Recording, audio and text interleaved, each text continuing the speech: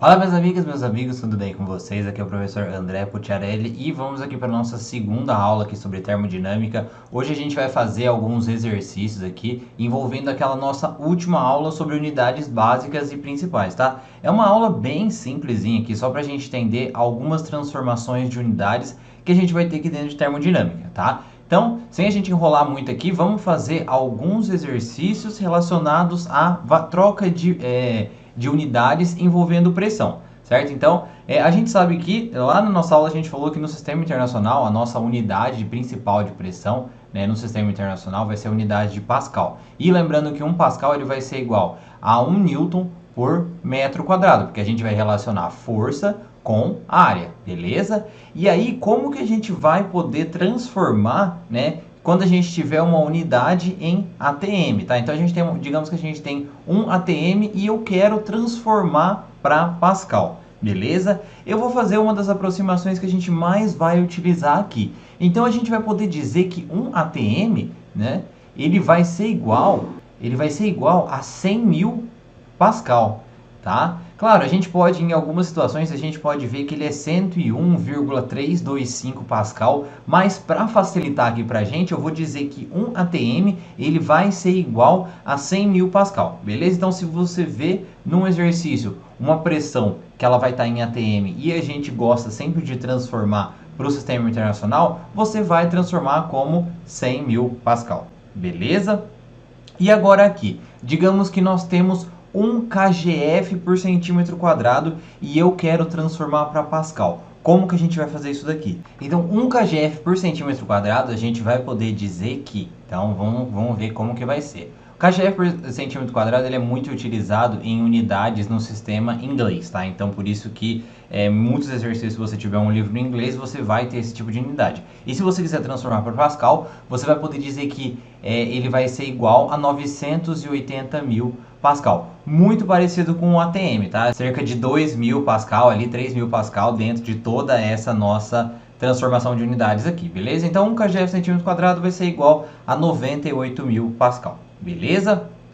Agora, vamos para algumas unidades de energia. Aqui a gente vai ter eu quero transformar uma caloria para 1 joule. É muito comum isso daí, principalmente em exercícios envolvendo calorimetria, beleza? A gente pode dizer que uma caloria ela vai ser igual a 4,2 joules. Então, sempre que a gente tiver uma caloria, né, ou 8 calorias, a gente vai poder, se a gente quiser saber quanto que é isso em joule, a gente vai poder fazer, multiplicar 4,2 pela quantidade em calorias. Porque, por exemplo, se a gente tiver 10 calorias aqui, tá? Então, se a gente tiver 10 calorias, a gente vai ter, então, 42 joules. Beleza? Então, simplesinho assim, muito fácil a gente lembrar, 4,2, um número bem simples. Então, bora pro próximo. Se a gente quiser saber como que nós vamos transformar um BTU para joule, vale a gente lembrar que o BTU ele é uma unidade muito utilizada nos nossos aparelhos ar-condicionados. Então, às vezes a gente fala que um aparelho é 9.000 BTUs ou é 12.000 BTUs. E o BTU ele é uma unidade de energia. E como que a gente vai fazer essa transformação? Então, nós podemos dizer que um BTU ele vai ser igual a 1.055 joules. Beleza? Então, se a gente quiser saber, por exemplo, quanto que é o equivalente em joules de um ar-condicionado de 9.000 BTUs, eu só vou pegar os 9.000 BTUs e multiplicar por 1.055 joules. Bem tranquilo, nem estou pegando muito pesado aqui, tentando explicar muito aqui, porque isso é bem básico. Nós temos diversas tabelas que podem fazer a gente lembrar, caso a gente queira fazer alguma transformação em um determinado exercício ou uma determinada situação. Beleza? Vamos agora aqui para fazer a transformação, uma transformação muito comum, a transformação relacionada com potência, que é de 1 cavalo para watts. Tá? Como a gente sabe, um watt ele é a unidade no sistema internacional para potência. Então, se a gente tiver um exercício onde nós temos 1 cavalo, que é uma unidade muito utilizada dentro de motores elétricos ou diversos tipos de motores, como que a gente vai fazer? A gente pode dizer que 1 cavalo ele é equivalente a... Um CV vai ser igual a 735 watts, beleza? Então, se a gente tiver um motor de 10 cavalos, por exemplo, ele vai ser igual a 7.350 watts. Então, muito simples. Aquela regra de 3 ali, caso a gente tenha mais de 1 cavalo, por exemplo, ali. Só para falar um dos tipos aqui para vocês, beleza? E agora vamos para as unidades de metro, tá? Então, as unidades de distância no caso.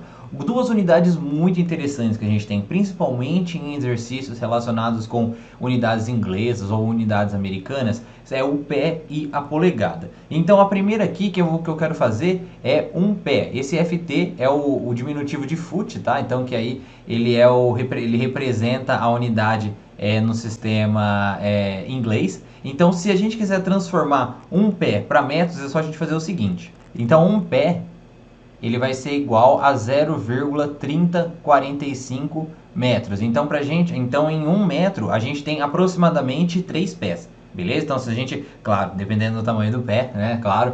A gente tem a unidade no sistema internacional aqui. Se a gente quiser transformar de um pé para metros, então a gente faz que um pé é igual a 0,3045 metros. Beleza? A polegada ela é uma unidade incrivelmente utilizada tanto em sistemas mecânicos quanto em sistemas ingleses, por exemplo, e é mais fácil a gente fazer a transformação primeiro para milímetros. A gente sabe que uma polegada, né, e o in, ele vem de inches, tá? Que vem do inglês, tá? Inches, certo? Só uma curiosidade simples aqui. A gente sabe que um in, uma polegada, ela vale 25,4 milímetros, tá? Para ser uma unidade mais fácil da gente lembrar. E quanto que vale 25,4 milímetros no sistema internacional que é em metros?